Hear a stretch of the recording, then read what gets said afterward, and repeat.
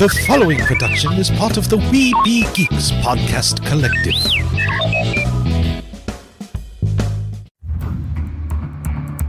From days long ago, from uncharted regions of the universe, comes a legend. The dream that came through a million years, that lived on through all the tears. It came here, the Fandom Nexus. Fabulous secret powers were revealed to our host as he plugged in his microphone.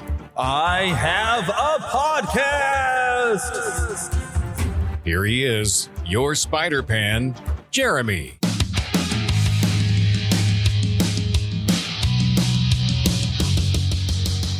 Hey, it's me! I know you've missed me. It's been a couple of weeks at least, and I was hoping to have more frequent shows. But, we've had some trouble getting things together. I've been dealing with a few things in life, but I'm glad to at least be able to come to you today with a new episode.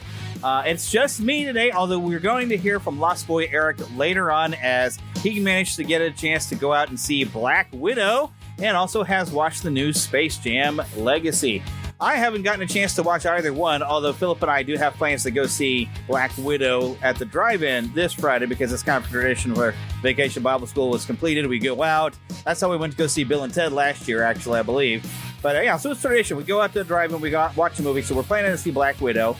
He does have an HBO Max account, so if I wanted to, I could watch the sequel to Space Jam, but I'm not a big Space Jam fan, and I'm not a big fan of LeBron James or even really basketball.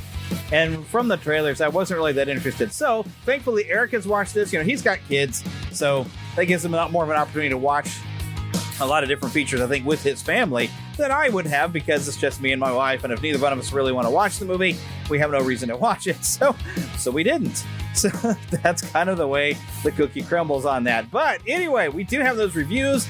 I have a lot of fun things I've come across this week that I want to talk about with you. So we're going to just dive right on into some of the fun things that I have been doing. They're always more fun when I can talk to other people, but sometimes, it's just me. So we do what we must.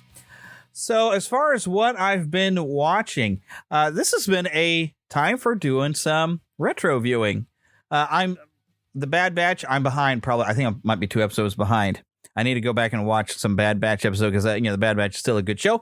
But I pulled out my Blu-rays of Chuck. Probably a week ago, something like that. I don't know, but I pulled out my Blu-ray set of the entire series of Chuck, and I kind of was watching them. One thing I've noticed when I work from home, having something on in the background on the TV here in the office kind of helps me, focus or whatever. Kind of like when I used to listen to an audiobook or something when I would work. When I'm staring at the same computer screen for a long time, because it's when I'm doing a lot of that traffic work and I'm looking at a map and just looking for things to change on the map, and you got to keep your brain active in the right way, I guess. So I put in, first season of Chuck, and so I've been watching Chuck, and I just adore that show. It's one of the few series that I can watch multiple times that I actually own, and I own a hard copy. I mean, I own the Batman animated series digitally, and I do have the complete He-Man and the Masters of the Universe on DVD. So there's very few series that I own in completion, but I mean, I do have a few. The Avengers. Earth's Mightiest Hero, the first one that Disney had put out on the Disney Channel. I do have that set. I have at least all the really good episodes of the X-Men animated series, and I've got the Spectacular Spider-Man. I really wish they released the 90s Spider-Man here on some sort of solid media instead of just on Disney Plus, because I would own that too. So I mean, there's very few things that I TV shows that I'm going to watch repeatedly. And that is definitely one of them. And it is fun to go and watch and see, Zach Levi. I mean, let's see, when was the series? It was in the 2000s, I believe it started. And so he's a lot younger looking than when you see him in Shazam. There's definitely, you can see he's, aged, he's bulked up, because he's, plays superhero. You want to put a little muscle on, and he did. So it's interesting to see him at this younger age. Of course, I did watch the conclusion of Loki, which, all right, I don't want to spoil it if you haven't sat and watched, but it didn't wrap things up in a nice little package and put a bow on it. But it does give us a character to talk about.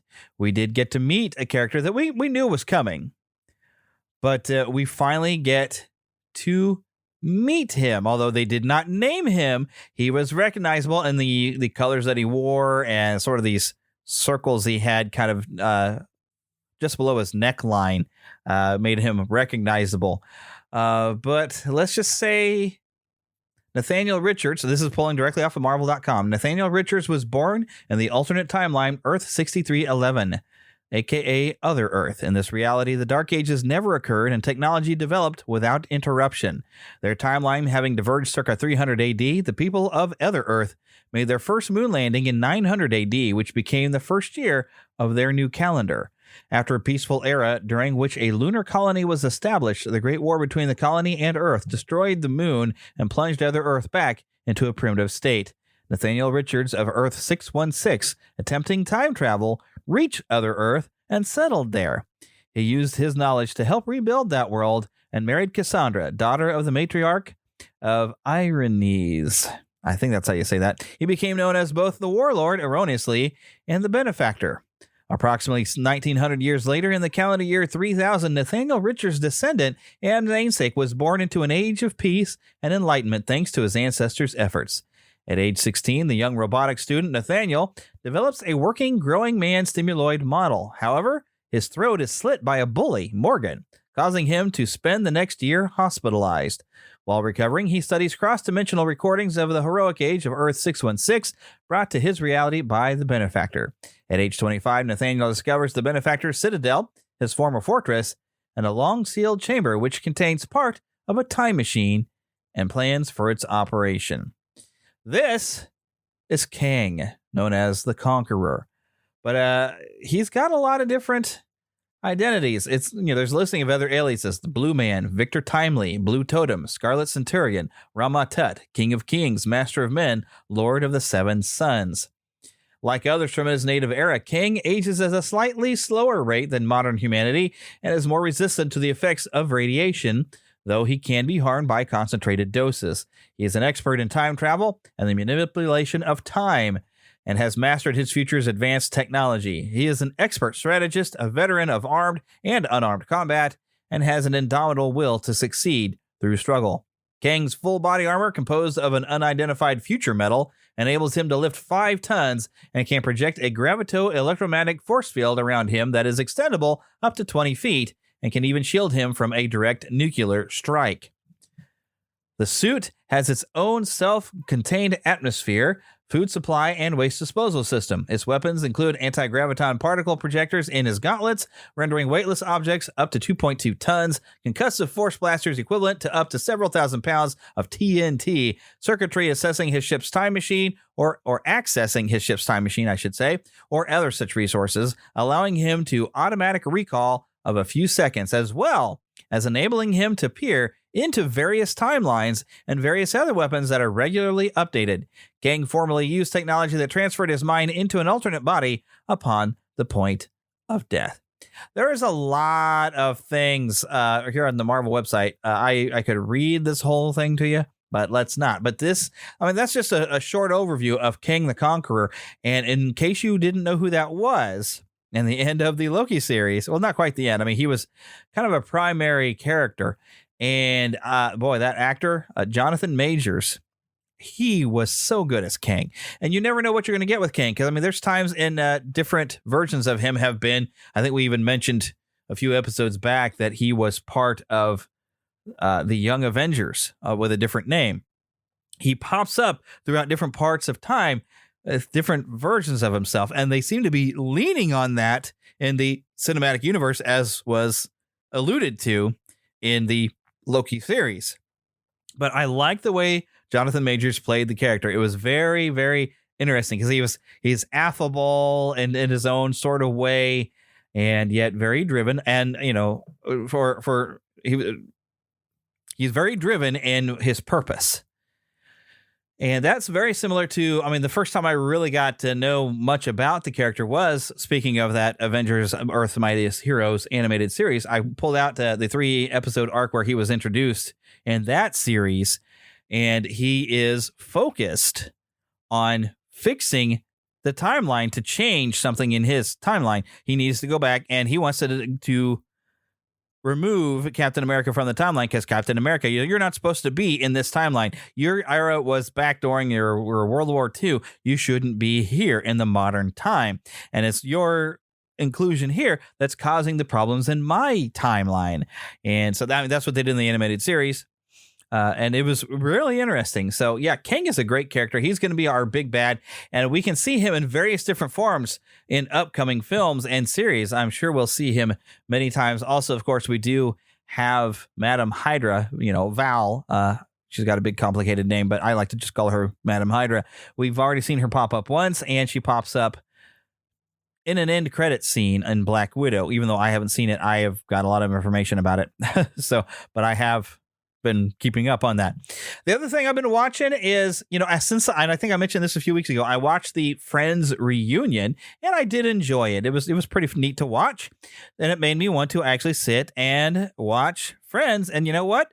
That show is funnier than I remembered it. I'm in the first season still, and it is, oh my goodness, it is a delight. It is a very, very funny show. So it's been fun to just sit and watch, and it's been a much needed relaxation for me. I'm very overstressed right now. I've got a lot of things going on and not going right. There are some potential turnaround for a few things. Hopefully this week I'm going to learn some things, and things are going to align for me, and I'll talk about it more if things kind of come through for me. Because right now, I have not been able to fully come back post-COVID and being furloughed. I feel like I'm halfway there, but I'm not 100% back. But I am working on some different things, and hopefully it's going to work things out a little bit better than things have been. But I've definitely been struggling. So those of you who wish to support the show on Patreon, this is one of the best times you could, if you're not already doing it, this is a great time for you to do it. To support us on Patreon. I do have a link on the website, neverlandpodcast.com, or on patreon.com/neverlandpodcast. I would love your support. It really would help me to keep this show going. Otherwise, I may have to move this thing to Anchor or to YouTube or a free platform. And I really don't want to do that. I like the service that I'm paying for because it helps me to bring the show to you. And I feel like I still have ownership by paying for it instead of going to Anchor. So yeah, I'm not trying to beg for money or anything, but this is, if there's ever a time you thought about supporting the show, this is a wonderful time to do it. So what have I been playing? Of course, I'm still playing Animal Crossing, although my wife and I think we've reached a point where when we get to a beginning of month or a new season, that's where we want to jump in. We want to kind of see what sort of new things we can catch, new fish, new bugs, that kind of thing. We want to see what's new, but after a few days and a few weeks or whatever, you're like, well, okay. So it used to be I was consistent. Every day I would play because there's different things to do every day. I've now gotten to where, I'll miss a day and I'm like, yeah, whatever. Although it is interesting, your animal companions or friends, neighbors that you have on your island and in ML Crossing New Horizons will mention that they haven't talked to you in a while. Oh, hey, I haven't talked to you. I waited. One of them says, I waited outside your house thinking, well, maybe you'll come out sometime. They say things and I guess they could guilt trip you, but they're not real people. So it's kind of like, oh, I'm sorry I didn't come out. But I was like, I've got other things I've been doing. In fact, I've actually been playing something different. And I need to get back on Red Dead Redemption 2. I don't want to neglect that game entirely. I do want to finish it, but Philip started playing the WWE 2K. I think he started playing 20 again, and also the 2K19. And I was playing that with him, and I realized, I haven't really done much with the universe mode. Now, the universe mode, for those of you who've never played a WWE game or you don't like wrestling or whatever, that's basically you can create your own shows. You can play the current shows that WWE actually does have on, and you can create pay-per-views, but you set up a calendar and you just play, and you can put characters into assigned shows and go from there. Well, I've deleted all the WWE shows like Raw, SmackDown, and whatever. There was a 205, all that kind of thing. I have, guess what? It's the Fandom Nexus show. But of course is our Neverland show. I've built 2 different arenas. I had originally a Neverland podcast arena, which I still have that one, but I kind of tweaked it and turned it into the Fandom Nexus.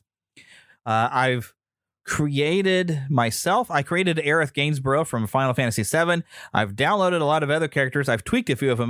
There's somebody had made a Tila, and they made Gina Carano, Cara Dune, which I'm going to make an alternate outfit to turn her into Cara Dune.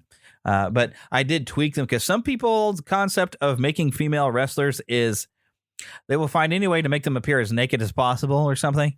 And I was like, well, I don't really want that. I want them to look like I know them. And I thought it was fun having a Gina Carano that somebody had made because they did a good job. They went and got her face because you can get a picture of someone's face and you can put it on the head of the character to make it actually look like a real person. So I put her in some UFC gear so she looks like she's ready for a fight. I thought that was a fun idea. But, so I did that. Tila, Ashira, but a lot of those were made by the same person and they were like, over-sexualizing the character. So I tweaked the She-Ra and the Tila and the Gina Carano, and I think it's probably some other characters to make them more like I would recognize them. Philip made his own version of Tila, and he has made a Man-at-Arms and a Beastman that I downloaded. A lot of stuff I downloaded from him. Even he made a version of me. But Philip is funny how he likes to find a photo of me where I'm making a face or doing something with my eyes because he loves that about me because I'm very animated, he says. So he likes to get a picture of me where I've got bulgy eyes and I'm giving him the crazy eyes or my eyebrows are raised or something. I'm never just looking straight to where my face can animate properly. So he likes to make versions of me with crazy faces. But I've got 2 versions of me that he's made and a version of him and some of our other friends. So I've got an entire show that's based upon some Marvel characters, some DC characters, some Masters of the Universe characters, some Final Fantasy VII characters, myself and my friends. We're all in a wrestling group, and we've created our own titles. A lot of them is like Philip has already made a title, so I'll just download his stuff, and then I'll create a title for a particular division. And so I've done that, and of course, I've created another show for all the women to compete. So my wife is able to go and compete against She-Ra and Tila and Gina Carano and Starfire and Poison Ivy and the Black Widow and a comic book style Black Widow somebody had made. I thought it was kind of neat. So, but I have all these female wrestlers that are all on their own show. Then I have all of those goofy people in another show. And then because I am an old school kind of favorite of old wrestling, that stuff I grew up on, I've got another show that is I label as a WWF, and I have all these vintage wrestlers that are included in the game or somebody recreated them, and I have them all on their own show, and I let them compete over some vintage titles. And so I have that as my weekly scheduling, and I create pay-per-views to happen once a month for each one of the shows. And I've been playing with that and just having a grand old time. It's something you don't have to take that seriously. And part of the fun, I've got a Spotify playlist I've been working on for a while. It was a 70s, 80s, 90s playlist. Now it's included the 60s. I've kind of been putting these together partly for the Real Brian show. If you haven't checked it out, go for it.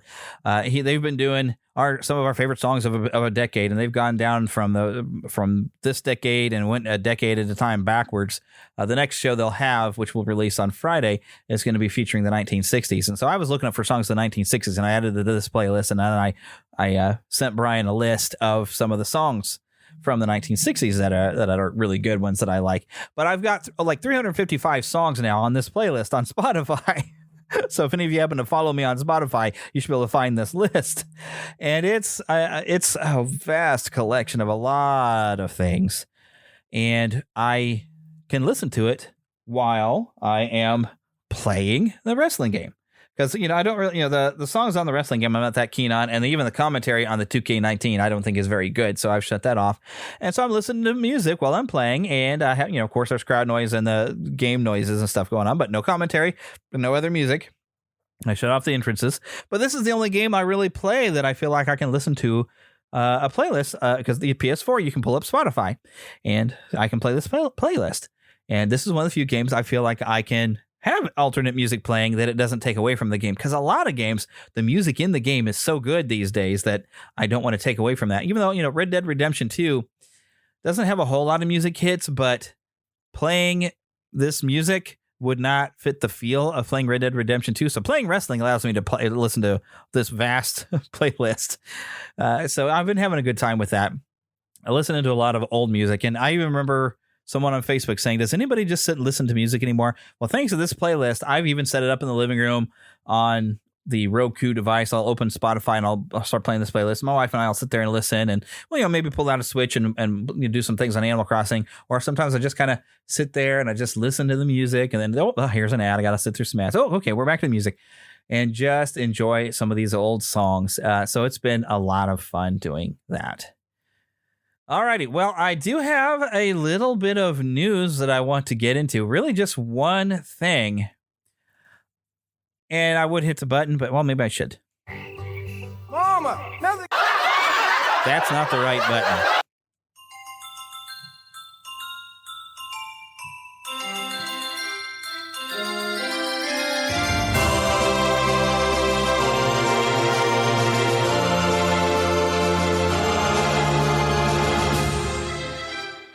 spanning the Disney and geek universe to bring you the best in comics, toys, movies, and entertainment. This is news from around Neverland. Like I said, really, I only have one thing other than I'd like to mention, Walt Disney's wedding anniversary was recent, I believe the 13th. We've also hit the 66th anniversary of Disneyland, which is, just kind of fun to mention. But I found out about this. It looks like it's basically, it'd be a portable gaming device. It's a handheld, but you can get a dock for it and plug it into a TV. It's called the Steam Deck. It's being made by Valve. Now, those of you that have a Steam account, you're going to be familiar with this. This is where you can play a lot of PC games. You can buy a lot of them at discount prices, and even older games that they've kind of updated. A lot of Valve's old games. But on Steam, you get access to all these different games that you can play, and then you can download and stuff. But you own like a digital version of these games. And so they've had, and I own this device. I forgot what it was called, but it's a device that you could plug into your TV, and then you could plug whatever sort of controller into this device. And so you connect it to your Steam account, and then you're supposed to be able to play your games even on that. I had bought one of those because I've never finished the original Half-Life, and I'd like to be able to play with a controller instead of a mouse and keyboard, because I'm not good with mouse and keyboard on a first-person shooter type of thing like that. Although using a mouse to aim at stuff is good. It's just melee weapons. I feel weird clicking a mouse. I don't know. It just, and jumping and stuff. I don't know. It just didn't feel right. Okay. And I wanted to play it on a controller, so I bought the device and hooked it up to the TV, and then it said that Half-Life was not compatible with a controller. So this gives me a new opportunity. I don't know when I'm going to be able to pick up this thing, but I would like to get it. So the Steam Deck.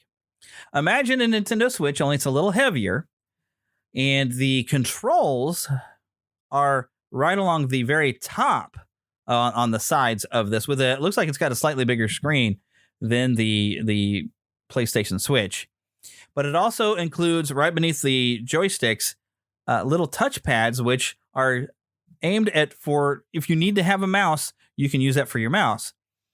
So I have a feeling this would help me to be able to play Half-Life because I own it on Steam, but I could play it on this device. Now there's some other games that I own on there that I had to buy even on the PS4, like Star Wars, the Trooper game. Wow, Galactic Commandos. You know what I mean, right? They were clone troopers and they were commandos.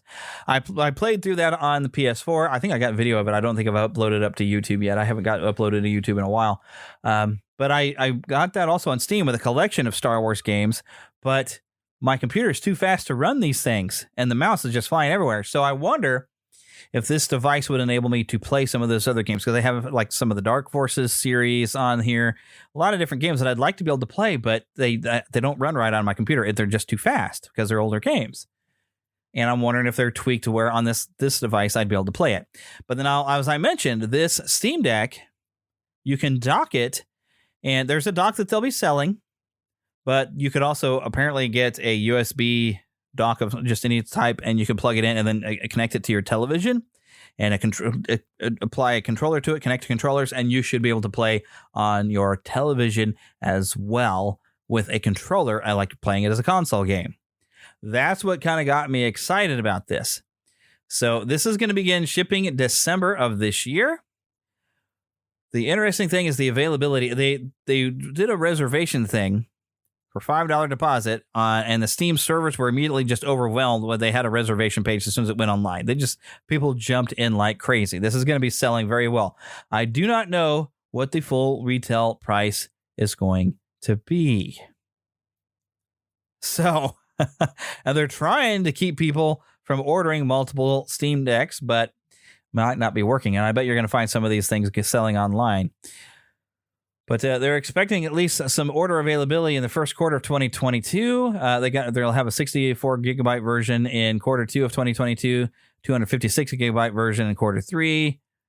I think I've got those wrong. But yeah, they're going to keep getting increased gigabyte on the amount of space you have. But of course, it is upgradable.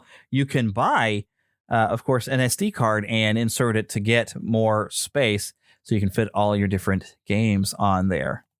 But I found another page about some of the information. Well, I guess I've got those are the only specs I really found. This other page, now if I can get it to pull up, I had another. Oh, there we go. Here we go. Some other things I did have. I forgot I had a second thing. I was curious about the Final Fantasy 2 page or Final Fantasy 7 second part, right? Square Enix released Final Fantasy 7 last summer. About the time, I was playing that during the pandemic, but they've had an upgrade, or, well, not really an upgrade, a DLC, Final Fantasy 7 Integrate, but it's exclusively on the PS5. And it did give an upgrade to the original game for next generation systems. And that's funny. It says on the IGN, they actually say because it finally upgraded all those pesky doors. I didn't have any problem with the doors. But this new storyline with Integrate has Yuffie in it, which I was not a big fan of Yuffie, but of course I do want to get this. When I get a PS5, I'll worry about getting this. But I was curious about how things are going for the second part. And so I was doing some search for it, and this is where I found basically the Yuffie and the upgrades. And that's all I can really say. There's not a whole lot of knowing when they're going. He says Yuffie's story generally moved briskly, never quite outstaying its welcome, while also offering a tantalizing taste of what's to come in Final Fantasy VII Remake Part 2, which is now in full production. And that's pretty much all we have. It's in production, which we kind of knew that. But I guess this does tease of some things to come. I have heard there is an extra scene where we're going to get to see Zack, yes, is indeed alive, and he makes an appearance. But you're going to get to see a little bit of Yuffie and I guess how she's going to eventually fit in with the other characters. And I think you even get to see a little bit of the characters from the original Final Fantasy VII Remake and see where they're at just after where we leave them in the game. I don't really want to say too much because in case you haven't played it, I don't want to spoil anything. But if you haven't played it, I want to highly recommend you play that Final Fantasy VII Remake. It was amazing. I played through it multiple times. I've nearly got the platinum score on the thing, but I just not quite. So it's coming. We know the second part is coming. That's all we can say. It is coming. I was really hoping I was going to find more information on it when I looked it up, but like I said, not yet. Not yet. So yeah, that's pretty much, I only really had one real update and then one kind of sort of update that I was kind of excited about. But now, as the button I hit earlier was kind of saying, I do have something to talk about in the trailer park. Mama, another gator got in the house. Another gator? Give me that sugar. Come here. Get him, Mama. Get that gator. The Neverland Trailer Park. So we got to see a trailer for the new Pixar film set to be released March 11th of 2022, directed by Domi Shi, the 25th feature film from Pixar. It's called Turning Red, and the tagline is "Growing Up is a Beast." And what we see in this trailer, and I can't really play the audio because they played way too much of a pop song, and it's just going to ask me for a copyright strike. I mean, it really is. So... Set in Toronto, Ontario, Canada, in Turning Red, Mei Lee is a confident, dorky 13-year-old torn between staying her mother's dutiful daughter and the chaos of adolescence. And as if changes to her interests, relationships, and body weren't enough, whenever she gets too excited, for which a teenager is practically always, she poofs into a giant red panda. Turning Red is directed by Academy Award winner Domi Shi, known from Pixar short Bao. You watched that, I'm sure. I'll bet you had an emotional response to it. It was good. It's produced by Lindsay Collins. It's coming to theaters, of course, next spring. This, of course, I don't think we actually got to see a real scene from the movie. This seemed to be more like the tease, but we see our protagonist there, Mei Lee, and I guess Ming Lee, played by Sandra Oh. Rosalie Ching is playing Mei Lee, by the way, and Sandra Oh appears to be her mother, Ming Lee, and Mei Lee is in a classroom. And her friend bugs her and says, "Hey, your mother is standing outside." And her mother manages to embarrass her. And as she gets embarrassed in the class, we have a Hulk out moment. And she turns into a giant red panda. Now, if you don't know what a red panda is, many people have said it's the cutest animal on the planet. And they might be right. We have red pandas here in the Kansas City Zoo. I love to go and watch them. They are absolutely adorable. So yeah, go look up a red panda if you're not familiar with one, or if you've seen this trailer, it's kind of cute. You get to see one, but to see the real ones are a lot better. Go Google it. So they do plan to put this out into theaters. And I plan to see it in a theater because I want to go, back to theaters. I'm planning, of course, like I said, to go see Black Widow. in a drive-in. But this looks just silly and fun and cute and everything that makes us love Pixar.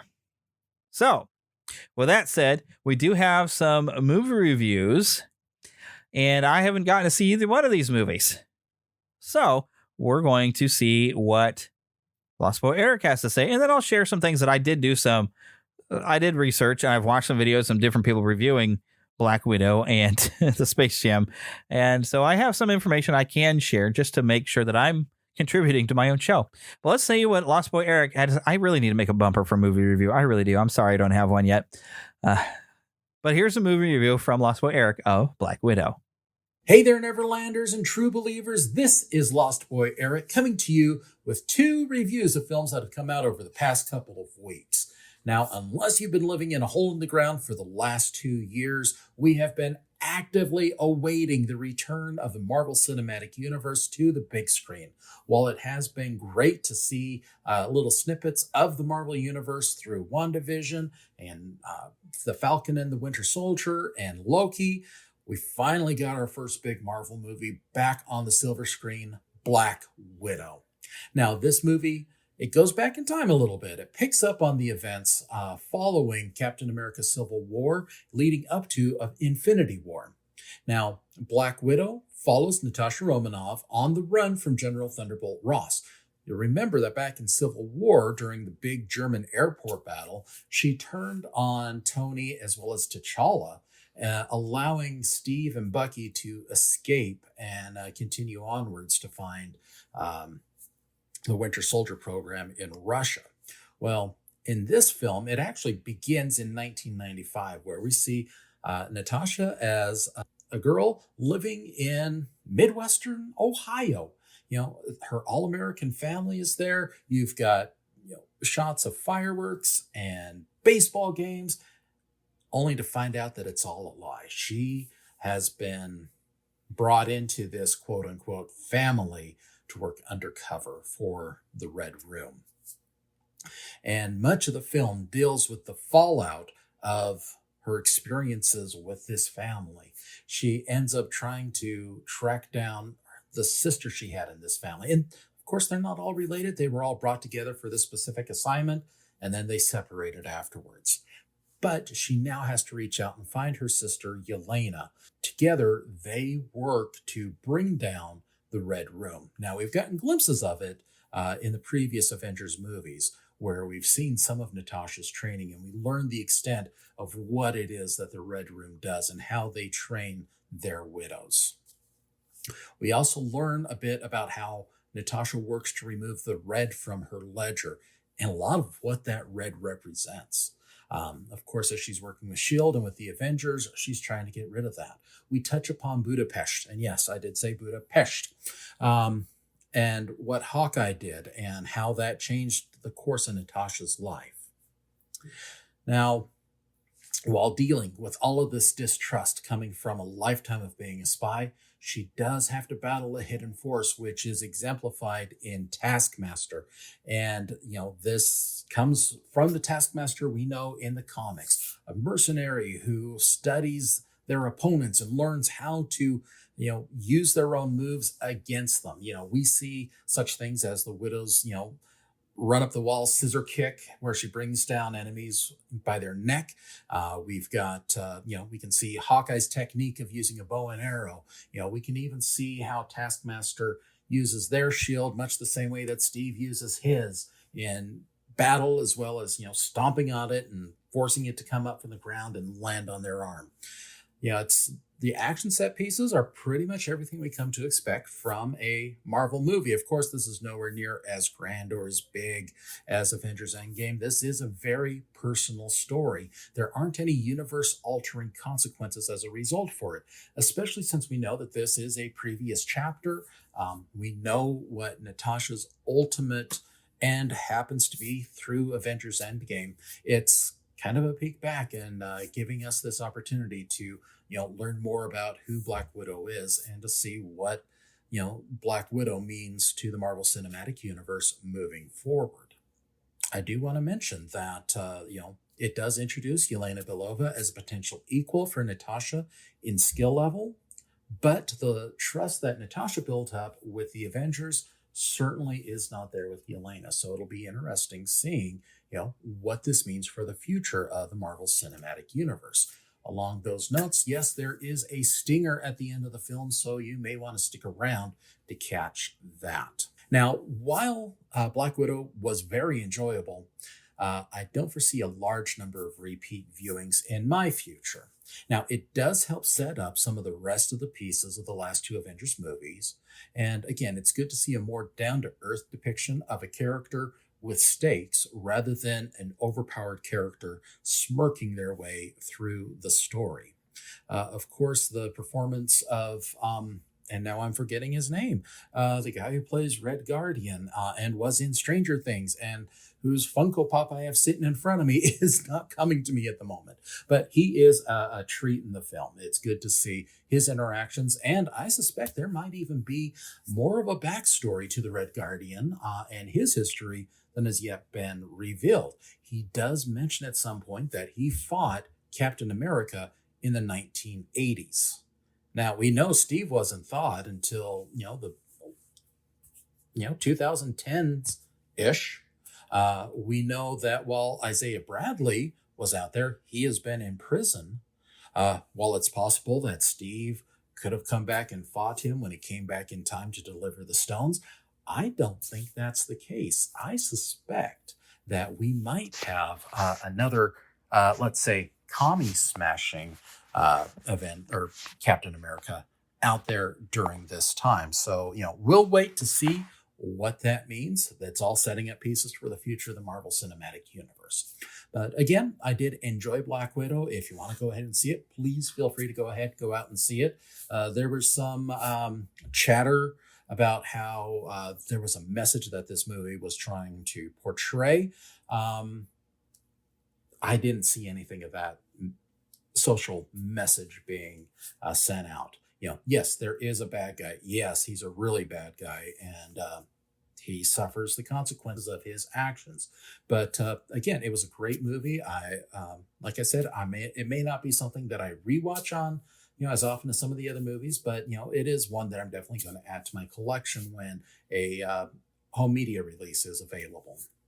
Now, as far as this film, what I really wanted in this film, and I've been excited for it if you've been listening for a long time. I've been excited for a Black Widow film, mainly from the first appearances she has in the Avengers film, where we see her apparently captured by some bad guys. And there's a phone call that comes in where Nick Fury is trying to give her a call, trying to send her to go find Bruce Banner. And she's like, oh, but come on, these guys are telling me everything. This idiot. Where, they think that they're in control and they're not. I wanted that sort of film where I wanted to see her, doing super spy, female James Bondy sort of awesome stuff. I don't know that that's what this film has provided, and I don't know that it really answers a whole lot about what happened in Budapest and how she met Hawkeye, and, Hawkeye is throwing away lines. You and I remember Budapest very differently. I don't know that we really got answers to that in this film from what I've been hearing. But it has been receiving some positive critical and viewers' reviews on Rotten Tomatoes. Now, the negatives that I'm hearing about is, and a lot of this, I did see some stuff with, I like to watch the pitch meeting videos from Screen Rant because they are funny, they're very tongue-in-cheek, but they sometimes make a really good point of things that are kind of wrong with a movie. And they managed to get their video out within the same weekend of when the movie came out. I mean, they were able to find flaws with it within one quick viewing. So I'm like, that's a little scary. And I also was a little thrown off of my desire to see it. Granted, I'm broke, so I couldn't go and see it. I couldn't do the Premiere Plus. I really can't afford to get out and see it. But I was really thrown off of my excitement when IndieWire had a review that said men are going to squirm as they're put in their place. Excuse me? I don't think I need to be put in my place. I'm fine. And if this was reversed and we were saying that women are being put in their place by a film, there would be uproar. So that threw me off. I'm like, I don't like a movie that feels like it needs to put me in my place or make me squirm, unless it's a horror movie and it's supposed to horrify me. But I usually don't go to those. I like good stories and mystery of horror, old classic style. So that really threw me off. But one of the things that was mentioned by the Screen Rant guy, I always forget his name, but he's very funny, is she's not being injured in massive, like a car explosion. You see her falling off of buildings and getting to a fight right after. She's fine. And I've seen the footage where she's fallen off of a building and wham, bam, and bashing her head in multiple chunks of metal on the way down. And also in a car that is blown up and flips, overturns multiple times. And she's fine. Now, she has no superpower. She's very normal. She should be injured. Something. So I see that and I'm like, I know that pulls me out of a little bit. So I'm a little iffy on that. We also have pheromones that prevent killing the main villain, which they brought up the question, well, why don't you just stand far away to where you can't smell the pheromones or the pheromones are not getting that nerve and shoot them?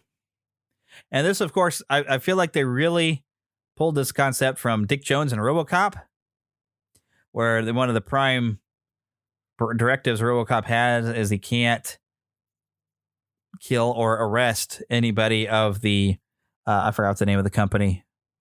But you have those of you all of my age, you've seen RoboCop. You know what I'm talking about. OCP, he couldn't go a strike against anyone. That's how Dick Jones was able to get away with some stuff until he gets fired at the end. So, yeah, I find that to be interesting. But they mentioned it's like there's a surgically precise nerve severing as she breaks her nose on the desk by slamming her face into a desk, and that fixes it. So, and that, you kind of, what? Okay. So another thing we've got going on is, Marvel has become habitual in gender swapping characters. They've done it in Ant-Man and the Wasp. They did it in Captain America: The Winter Soldier. They've added a female Loki into the Loki series, but Loki's been a female before. It has happened. He took over Sif's body at one point in the comics. So, but they seem to be leaning on that. And I don't want to spoil anything, but I have people compare what they've done with Taskmaster, which I was looking forward to seeing him as villain. They say, well, if you saw what they did to Deadpool in the X-Men Origins Wolverine movie, that's what they've done to Taskmaster. Kind of a mindless drone, barely speaks, nowhere near the level quality of character and presentation of Taskmaster we would want. And you can even see the obvious difference between the stunt person who has been Taskmaster all the way in the movie until we have the sudden surprise, which nobody was really surprised by from what I've been hearing. Yeah, but they noticed the body is completely different and smaller. So, I mean, they could have at least found another woman to play Taskmaster during the course of the film. So there's a lot of things working against this. And I've even had one reviewer I watched that pointed out similarities between this film and Ghostbusters 2016, where it seems all men are either dumb or villainous or say incredibly sexist things all the time. And I'm not down with that. I really did not like the Ghostbusters 2016. That was one of the biggest flaws they had. It was embarrassing seeing Chris Hemsworth playing this character in that movie. It was just, not to mention it wasn't funny. But overall, people are saying a lot of nice things. So I might be pleasantly surprised when seeing the film. And as you heard, Eric did enjoy this, although he doesn't feel like it's going to be one that he's going to watch repeatedly, which is kind of like Captain Marvel. I was able to enjoy it, but it's like, I'm not going to probably watch that again. So I'm not necessarily looking forward to seeing this film, but I will check it out because I really was looking forward to a Black Widow movie. I've wanted one for a long time, but I don't think they gave us what me or any of the other fans had really wanted. Now, let's hear what Eric has to say about Space Jam: New Legacy. Now, the other film that I got to watch this week was Space Jam: A New Legacy. This is the third big screen event in, I think, about 25 years featuring the Looney Tunes. It has a lot of style. However, I'm sad to say it's got very little substance, especially drawing from the original Space Jam. Because, it does have elements of Space Jam, it's also got elements of Ready Player One as well as Tron. So I think I'm going to be referring to this movie in the future as Space Player Tron. At its heart, Space Jam: A New Legacy is a story about parents learning to let their children enjoy the things they love. A young LeBron James is told by his coach that video games will stunt his potential as a basketball player, which leads an adult King James to ignore the aspirations of his son who wants to design video games. Now, this movie kind of focuses on the machinations of a virtual character named Al G. Rhythm, played by Don Cheadle. Al G. Rhythm is an algorithm within the Warner Brothers virtual world, which gives him access to many Warner Brothers properties, such as the Justice League, Mad Max, Scooby-Doo, The Iron Giant, King Kong, The Mask, Neo, and Agent Smith from The Matrix, just to name a few.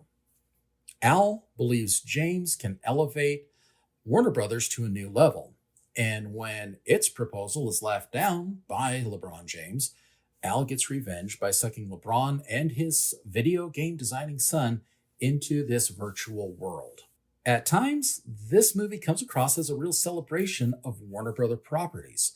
There's a lot of remember this character or remember this movie moments, which really don't benefit the relatively weak storyline. If you're an animation fan, there's some great character work in animation involved, especially with the tunes.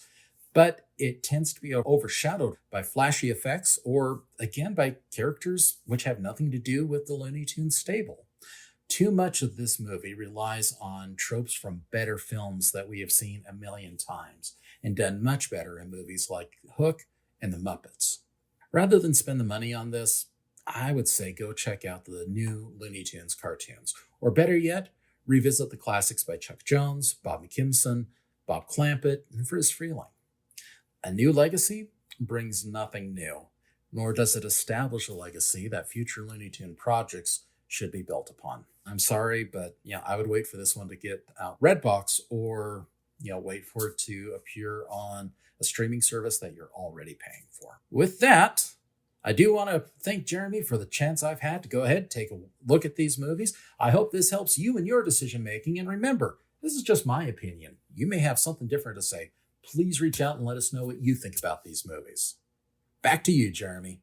Now, overall, you could hear that Eric did not enjoy it, and right now, looking around, the critics are shunning this, but there are some viewers that are enjoying it, but a lot of people are calling it a cash grab and flexing studio muscles by what characters they own, and in fact, you can find Pennywise the Clown wandering around in the crowd, which, what is he doing in a movie that, well, I think they were aiming for kids to be able to enjoy. I've even seen people on Facebook talking about adults should not be reviewing this film because they're not the target audience. Like, children are the target audience because of cartoon characters. And as Eric says, you're probably better off showing children the classic Looney Tunes. Sort of like this upcoming Yellowstone series. If you've seen this trailer, that Warner Brothers is destroying Hanna-Barbera piece at a time. Instead of watching that one, find a way to watch some classic Yogi Bear and classic Hanna-Barbera cartoons. I bet your kids would love those because you loved them watching them, right? So that would be my recommendation. These new versions are just not living up to it. Nothing that Warner Brothers has done with Scooby-Doo has really appealed to me.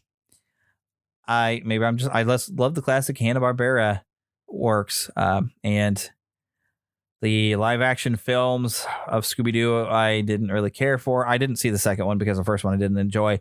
Scoob I didn't even watch. I'm just not confident in what they're going to do with Hanna-Barbera characters. Although the new shorts, I think I've watched one of them on HBO Max, but Eric apparently has been enjoying those, the new Looney Tunes shorts, I should be specific about, because they are trying to be in the old style, although I still find it funny that Elmer Fudd is not allowed to have a gun, but an axe is okay, because somehow or another that's better. So yeah, Warner Brothers is... Yeah, I think I've said enough. But this is not the show where I like to try to be negative about everything all the time. I mean, there are definitely some things that I can say that are, things are not as well as I should like. But we want to have some fun and be able to enjoy things on this show. Unfortunately, I don't have anything that I can say that I really enjoy about any of these movies because I haven't seen either one of them, and one of them there are people enjoying. But definitely go check them out yourself and see what you think. If you would like to watch them, go watch them. I'm definitely not going to tell anybody not to watch one of these things, but I'm not encouraged on either of these movies to watch either one of them.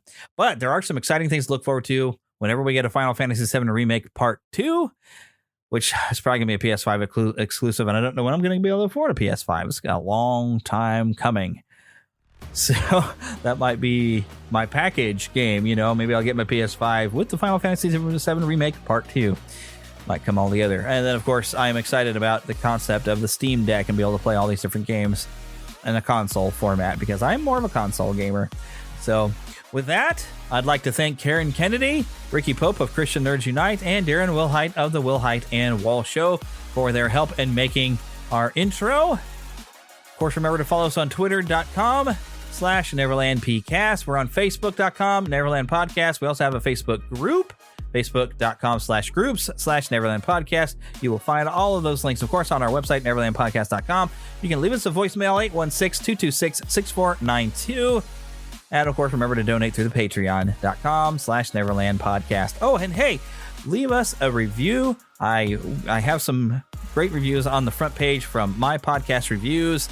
By the way, if you happen to be a podcaster, My Podcast Reviews, for a very low fee, will collect all of the reviews from everywhere that reviews can be left, from Stitcher and Anchor and everywhere, and send them to you so you can see what all your reviews are saying.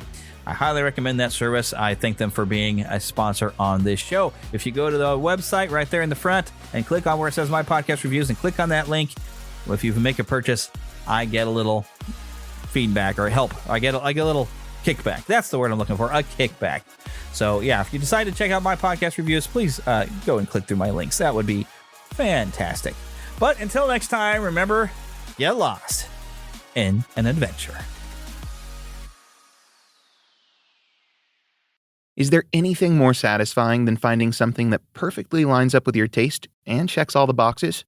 Like getting the perfect fit with a suit from Indochino. Their suits are made to measure and totally customizable with endless options. From timeless classics to bold statements, you can express your style exactly how you want. Choose your own cut, fabric, lining, buttons, lapels, and more to create the suit of your dreams, all at a surprisingly affordable price. They also offer fully customizable blazers, pants, outerwear, women's wear, and more. Every Indochino piece is made to your exact measurements, and they make getting measured easy. Simply set up your measurement profile in less than 10 minutes. You can send your measurements online from the comfort of your home or make an appointment at one of our showrooms. Find the perfect fit with Indochino. Go to Indochino.com and use code PODCAST to get 10% off any purchase of $3.99 or more. That's 10% off with code PODCAST.